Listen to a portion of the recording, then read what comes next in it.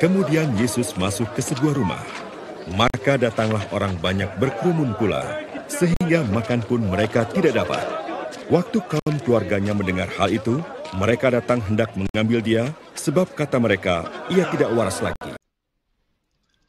Perikop Injil Markus hari ini sangat singkat. Walaupun singkat, pesan yang ingin disampaikan begitu dalam. Sebelum perikop ini, Markus sudah menceritakan bahwa Yesus melakukan banyak hal yang benar dan baik. Ia menyembuhkan orang-orang sakit. Ia membebaskan orang yang terikat dan terbelenggu dengan dosanya. Bahkan dia melepaskan orang dari kuasa roh jahat dan mengusir roh jahat itu. Tetapi apa yang terjadi? Orang-orang Farisi, ahli-ahli Taurat, dan orang-orang banyak menfitnah Yesus dan berkata, Yesus ini kerasukan setan. Ia menyembuhkan orang dengan memakai kuasa Beelzebul.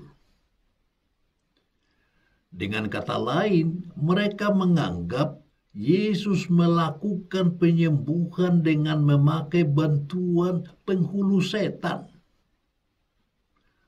Tuduhan kerasukan setan itu datang dari masyarakat.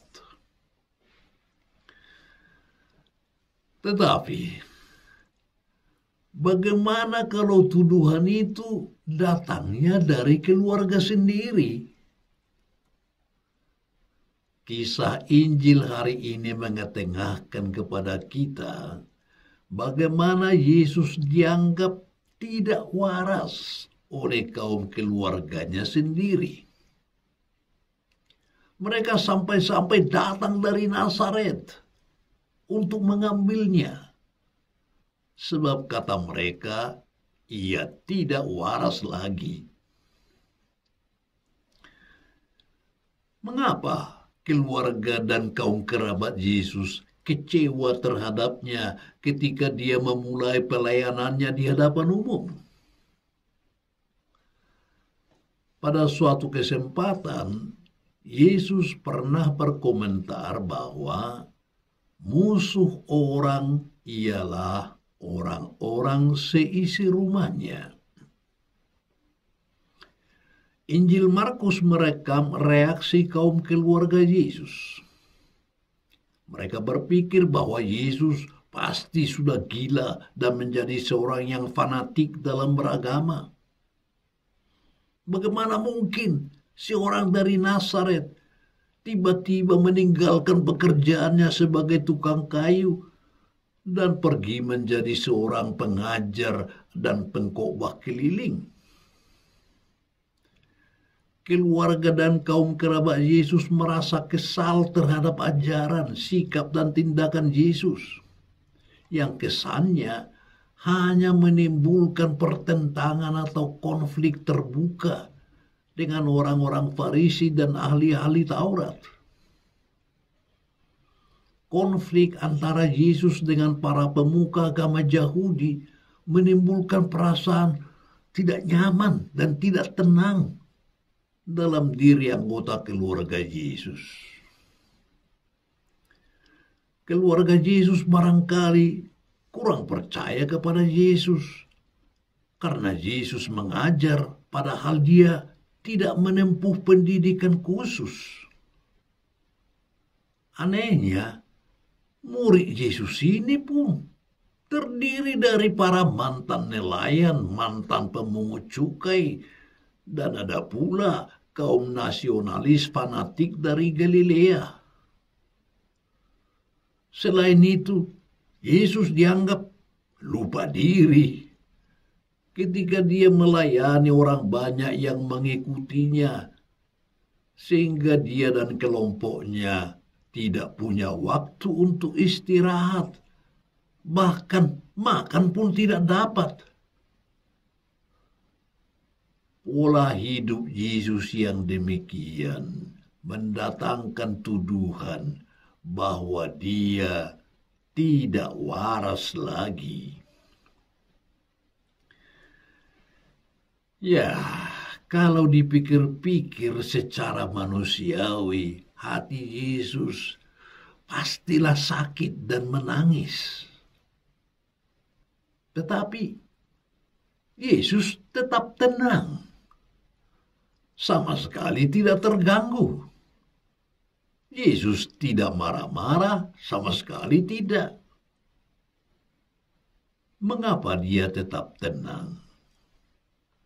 Karena dia tahu bahwa dia melakukan kebenaran.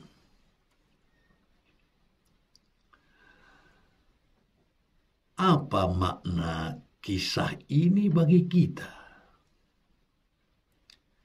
Ketika kita memilih untuk menjadi murid Yesus dan mengikuti pola hidupnya, kita tidak hanya mengalami pertentangan dengan orang-orang yang melawan pesan Injil dan melawan cara hidup Kristiani. Kita juga menghadapi perlawanan yang lebih keras, yang mungkin datang dari seseorang yang akrab dengan kita, dari anggota keluarga atau sahabat karib, yang tidak menghendaki kita untuk menerima dan menjalankan pesan Injil secara sungguh-sungguh.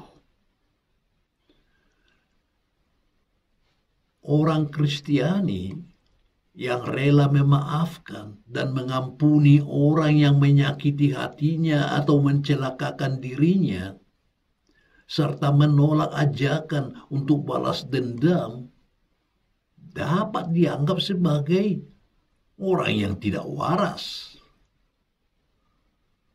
Pasangan suami istri yang berpegang teguh pada janji perkawinan, padahal menurut pandangan banyak orang, lebih baik mereka bercerai karena tidak punya anak, dapat dianggap sebagai pasangan suami istri yang tidak waras. Seorang pejabat tinggi yang memiliki kuasa besar dan peluang besar, yang mestinya aman untuk memperkaya diri sendiri tetapi tidak melakukannya, dapat dianggap sebagai pejabat yang tidak waras.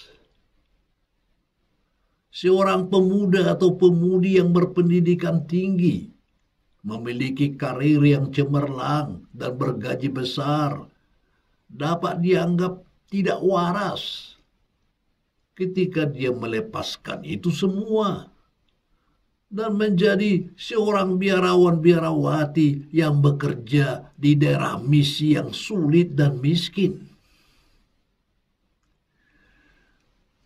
Singkatnya, orang yang berjuang untuk menjalani hidup sesuai dengan pesan Injil sebagaimana yang diajarkan dan diteladankan oleh Yesus, dapat mendatangkan pujian dan kekaguman. Tetapi dapat pula dinilai sebagai orang yang tidak waras, termasuk oleh anggota keluarga dan kaum kerabatnya sendiri. Dalam situasi seperti ini, hendaknya kita seperti Yesus, yang tidak peduli terhadap penilaian yang salah dari orang lain. Yesus tetap setia untuk melaksanakan kehendak Bapanya. Demikian pula, ketika kita dinilai sebagai orang yang tidak waras, karena kita berjuang untuk menjalankan hidup sesuai dengan apa yang diajarkan dan diteladankan oleh Yesus, kita hendaknya bertahan dan terus berjuang menjadi orang yang waras di hadapan Allah. Tuhan Yesus pasti menolong kita. sehingga kita mampu hidup sesuai dengan ajaran dan teladannya.